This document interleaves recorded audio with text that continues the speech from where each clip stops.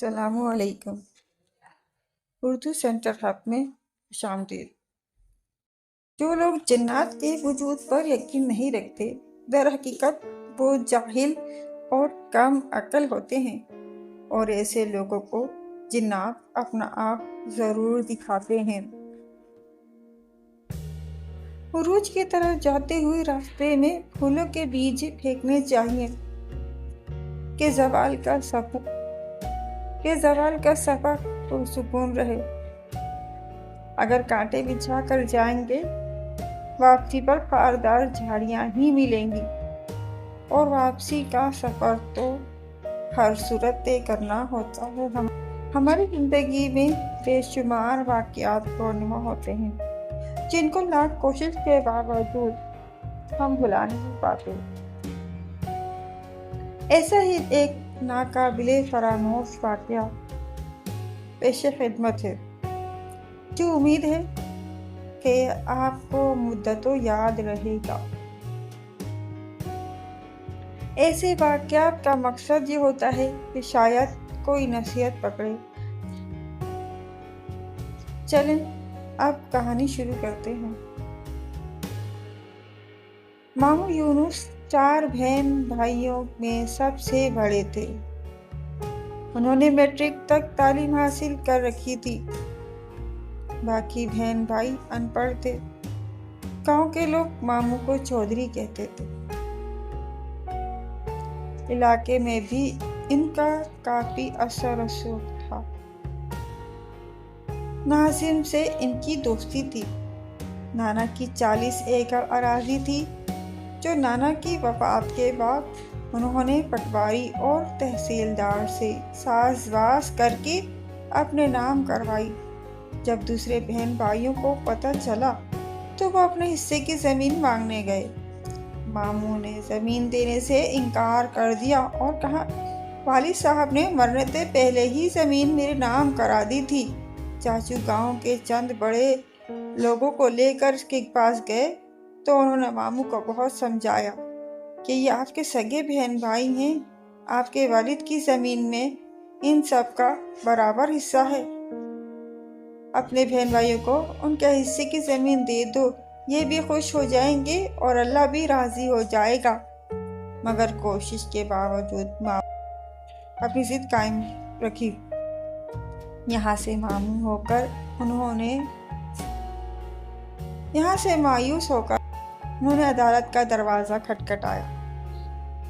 اپنے اثر و رسوخ کی بنا پر وہ عدالتی جنگ بھی جیت گئے۔ اب وہ 40 ایکڑ اراضی کے تنہا مالک تھے۔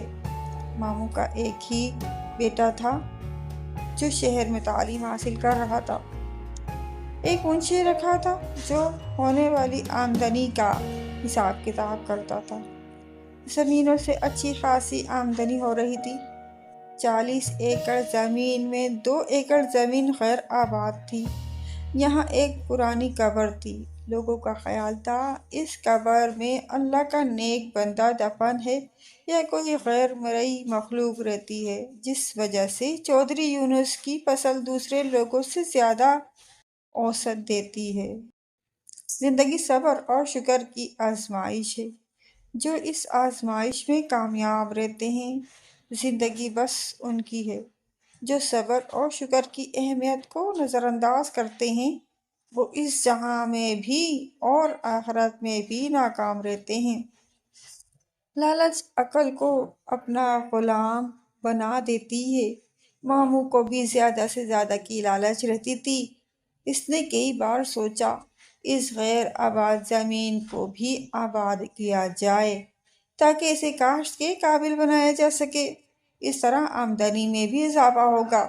ایک دن اس نے اپنے منشی لیاقت کو اپنے ارادے سے آگاہ کیا۔ منشی نے کہا، ٹھیک ہے چودھری صاحب، ہم صبح کام شروع کر دیں گے۔ 8-10 دن میں یہ زمین ہموار ہو جائے گی۔ دوسرے دن جب قبر والی زمین کو ہموار کرنے کا کام شروع ہونے لگا تو گاؤں کے بزرگ ماموں کے پاس آئے۔ انہوں نے کہا، اس زمین کو ہموار نہ کریں، یہاں کوئی اللہ کا نیک بندہ دفن ہے یا کوئی غیر مرئی مخلوق رہتی ہے، ان کو تنگ نہ کرو۔ اللہ نے آپ کو بہت کچھ دیا ہے، آپ نے اگر ان کو بے گھر کیا تو یہ آپ کے لیے نقصان دہ ہوگا۔ انہوں نے بڑوں کا کہنا مان کر کام روک دیا۔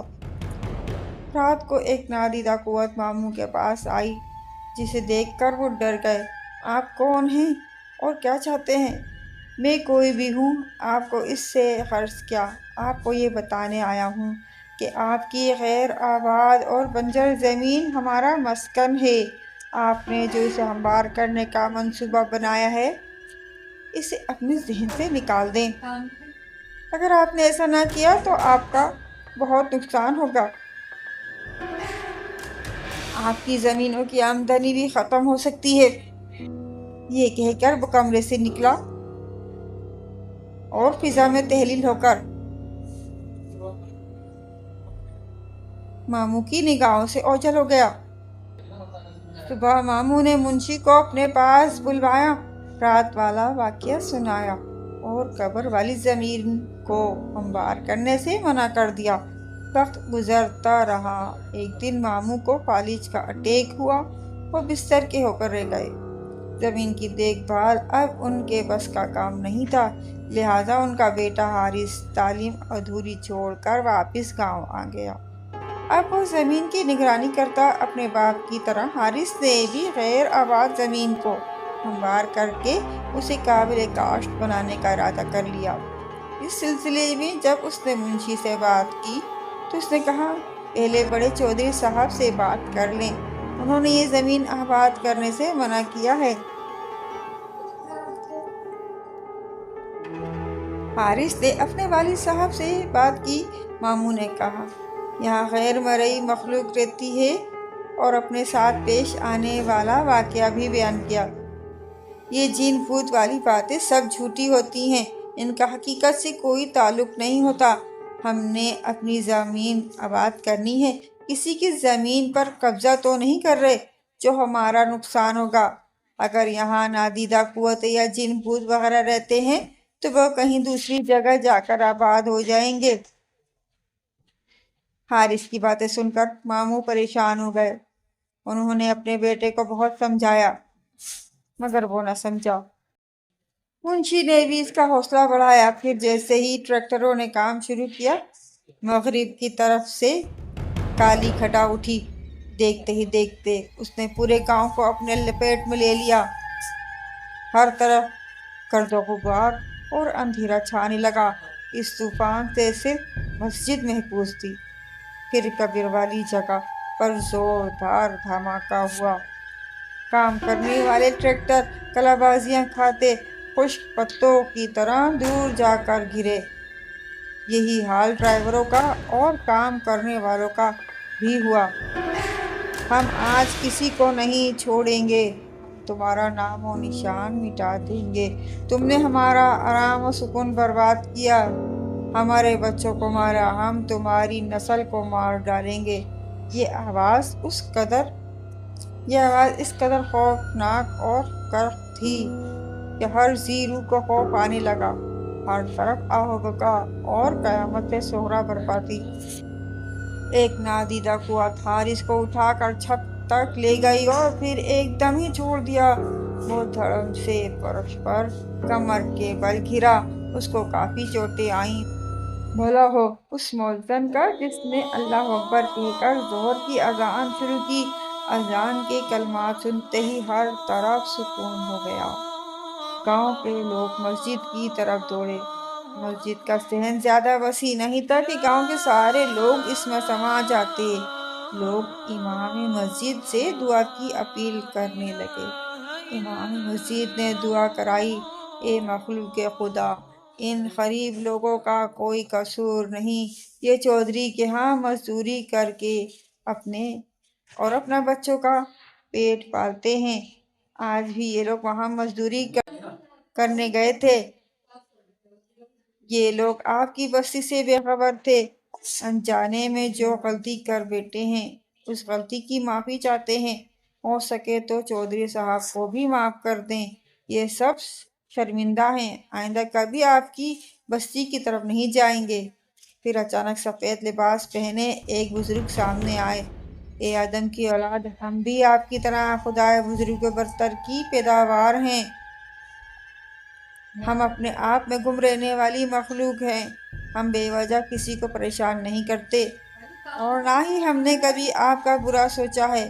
اگر ہم نے کسی کا ساتھ برا سلوک کیا تو وہ سامنے آئے، ہم سزا بھگتنے کو تیار ہیں۔ اپنے گریبانوں میں جھانکو، آپ کا دین اسلام تو امن و شانتی کا درس دیتا ہے۔ بردباری اور تحمل اس کے اصول ہیں۔ صراط مستقیم اس کی راہ ہے اور سچائی اور انصاف جذبہ ایمان ہے۔ چودھری یونس اور اس کے بیٹے کا کردار سب کے سامنے ہے۔ لالچ کی ہوس نے ان کو انسان سے حیوان بنا دیا ہے۔ جھوٹی شان و شوکت بڑھانے کے لیے انہوں نے اپنوں کا حق مارا ہے، بہن بھائیوں کی زندگی عذاب بنا دی۔ جاؤ، ہم نے تمہیں معاف کیا، پھر کبھی بھول کر بھی ہماری بستی کی طرف مت آنا۔ دوبارہ غلطی کی تو ہم معاف نہیں کریں گے۔ یاد رکھو، اس وقت ہم خدا خوف سے آپ لوگوں کو معاف کر رہے ہیں، مگر چودھری یونس اور اس کے بیٹے کو کبھی معاف نہیں کریں گے۔ ان کو ہم تڑپا تڑپا کر مار دیں گے۔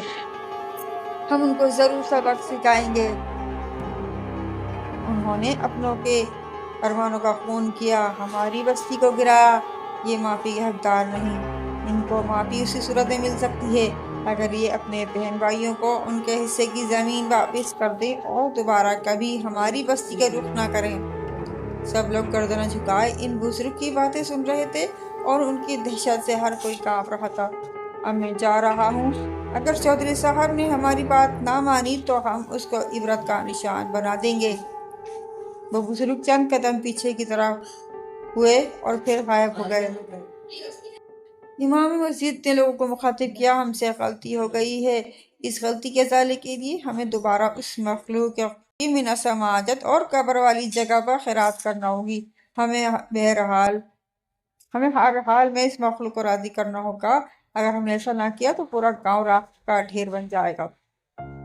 اسی وقت گاؤں کے ہر بندے نے اپنی حیثیت کے مطابق امام مسجد کو پیسے جمع کرائے اور شام کو قبر والی جگہ پر خیرات کی گئی۔ ماموں یونس نے اپنے بہن بھائیوں کو وہاں بلوا کر ان کے حصے کی زمین دے دی۔ گاؤں کی رونق پھر سے بحال ہونے لگی، لیکن ماموں کی حالت پہلے سے زیادہ خراب ہو چکی تھی۔ ایسا محسوس ہو رہا تھا کہ ماموں کا آخری وقت قریب آ چکا ہے۔ گاؤں کے بڑے عیادت کے لیے آئے تو وہ مشورہ دیتے، چودھری صاحب اپنے بہن بھائیوں کو راضی کر لو، ان سے معافی مانگ لو۔ بڑوں کی بات مان کر ماموں نے بہن بھائیوں کو اپنے پاس بلوایا اور اپنے کیے کی معافی مانگی۔ سب بہن بھائیوں نے اسے معاف کر دیا۔ ایک بار پھر جنات کی بستی میں خیرات بانٹی گئی۔